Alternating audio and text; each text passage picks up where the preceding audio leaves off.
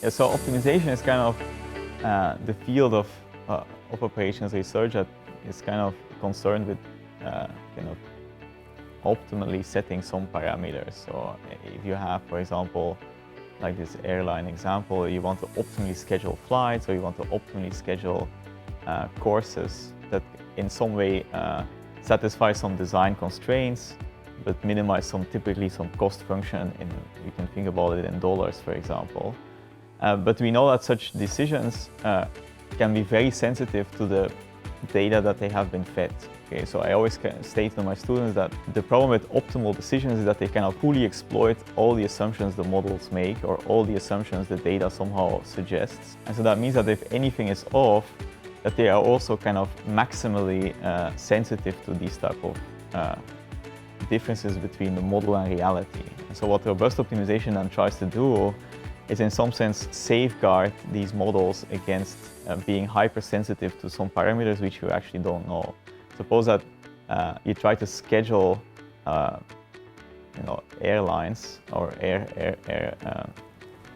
airport operations or so forth, and you kind of use, for example, data on how long it takes for certain flights to be completed.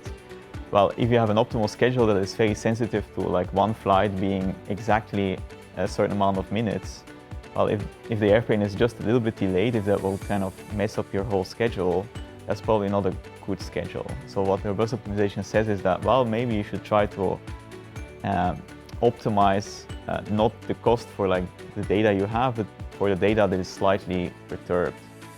So that if there is a difference between the model you have and reality, that somehow, as long as it's not too large, it's still going to perform rather well. So this is this notion of robustness, saying that the sensitivities to some parameters is kind of kept somewhat small in some sense. There's of course a cost to robustness. Like the more robust you are, like in supply chain, you can build in more buffers, you might store more in your own stores. But the problem is that, of course, it's a trade-off between how robust you want to be and how much more money you want to be put on the side to keep that extra stock, or to kind of schedule a little bit less tight. Right? Like essentially, robust solutions ultimately will say, okay, instead of trying to squeeze in 3 flights here, you can maybe only do it 2, just to prevent, down the line huge problems.